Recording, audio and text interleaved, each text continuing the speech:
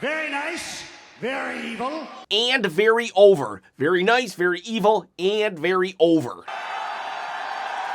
Yes, his debut was met with boos, but comes to WWE in a box, promptly to get booed out of the building. Just 2 weeks later, listen to this place. Well, now the fans have changed their tune. And Danhausen wanted to come out here to thank all the fanhousens. Rock had the people, Danhausen has the fanhousens, and this channel has citizens of the Chop Nation. If you become one, you can win this belt. How do you become a citizen of the Chop Nation? All you gotta do is subscribe to the channel. To win the belt, you gotta also comment on the video. Every new video is a new chance for a chance to win said belt. Just comment on every video, and well, at 20,000 subscribers, and at 30,000 subscribers, and 40,000 subscribers, you get a new opportunity to win said belt. It's not a toy, people.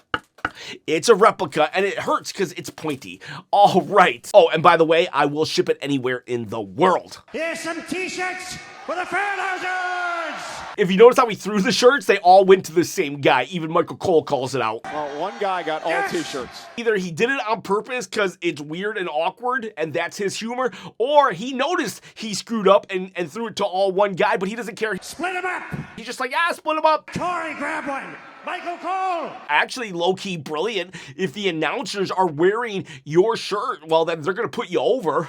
Go to wweraw.com and sell it out. While I don't think they have sold out on WWE.com, I do believe that Danhausen shirts are #1 in the sales charts. So, like, good job, Fanhausens. And if you don't, you are!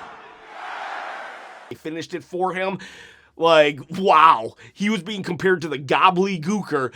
They booed thunderously. Everyone's talking about the Shockmaster.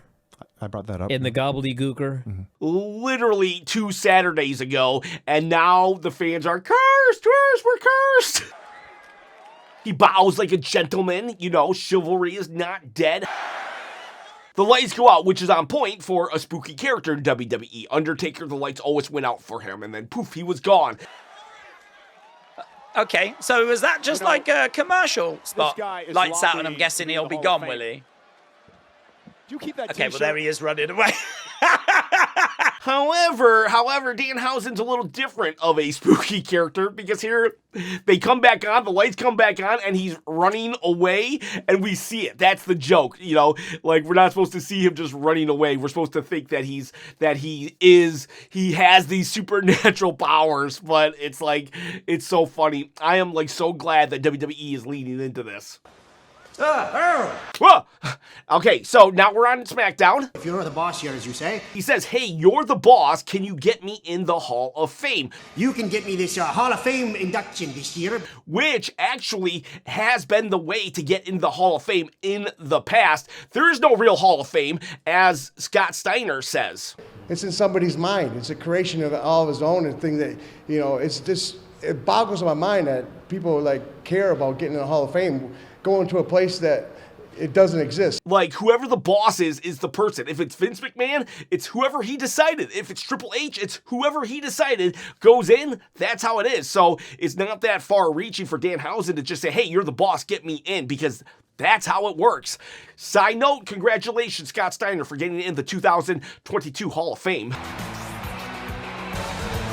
Getting me a mentor. He asked for a mentor here. It's not really my job to find you a mentor, is it? Kind of. And then Danhausen's like, well, it kind of is. You gotta really pay attention and listen to these little snide comments that Danhausen speaks under his breath. And honestly, he's right. In almost any job, the boss should find a mentor for their employee. I do it all the time at my job. I hire somebody and then I try to pair them up with somebody that will acclimate them to the restaurant business. I am trying to help these young superstars. Miz's character right now is actually trying to be a mentor to the next generation. Master your emotions so you're not going after the guy that's trying to mentor you. We are mellow, don't Miz. However, he has been a mentor for many, many moons now. Ariel Helwani just had Logan Paul on his show, and he opened up and said like that you've been a big mentor for him and you've really helped him out. I have someone for you to mentor. I really like this pairing because, historically speaking, Meet Danhausen. I really like this pairing because, historically speaking, up until recently, The Miz seems to have been trashed by, like, you know, the wrestling fans who are more like the internet wrestling fans. And I'd see Miz and go, how the is this guy main eventing WrestleMania? Stereotypical internet wrestling fan, while Danhausen is an internet wrestling fan's darling. So putting these two together is very juxtaposition, and I honestly think that it'll help both fan bases appreciate the other one. Dude, I know why. Once I worked with him once, I was like, that's why.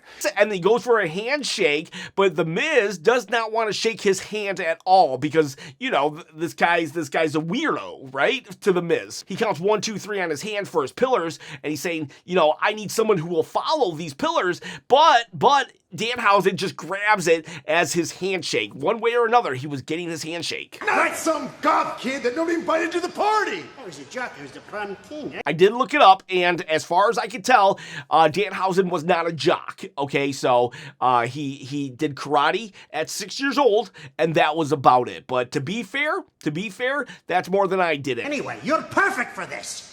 You've got a legendary career. He is a two-time Grand Slam champion, walked into WrestleMania 27, the WWE champion, walked out of WrestleMania 27, the WWE champion. He is a future Hall of Famer. So, you shall make Danhausen a WWE champion of some sort. If they ever wanted to bring back the European, the Cruiserweight, the 24/7 or Hardcore title, this is the perfect opportunity to do it. And you're going to get Danhausen his own television show.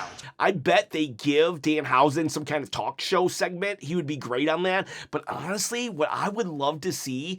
I'll harm you.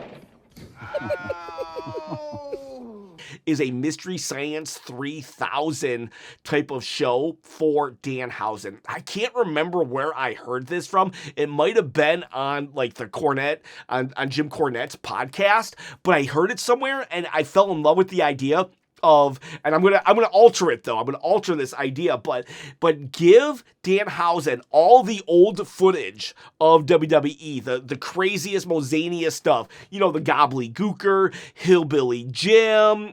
And I'll tell you folks something. You're gonna see some things that you've never seen before. You know, Mae Young giving birth to a hand. You know, let's have Danhausen watch those segments and review.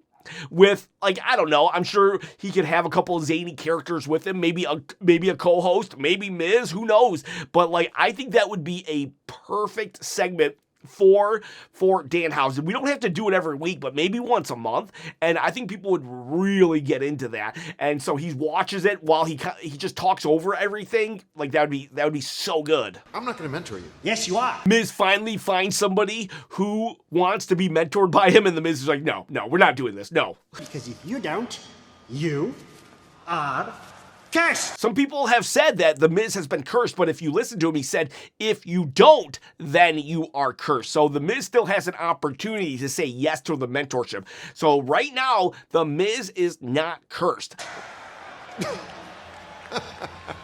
He laughs. He should laugh. You know, nobody should take it serious until they're presented with the evidence. Remember what happened to Dom on Monday. Dom lost the Intercontinental title to Penta. Look. And poof, boys and girls, he's gone just like me.